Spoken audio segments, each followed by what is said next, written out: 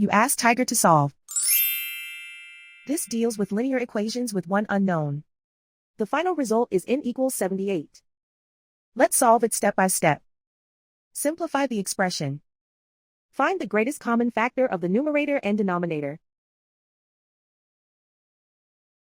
Factor out and cancel the greatest common factor.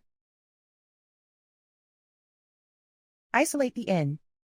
Multiply both sides by 52. Group like terms. Multiply the coefficients. Simplify the fraction.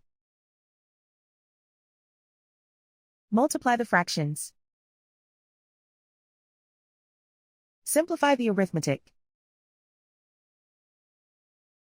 And so the final result is n equals 78.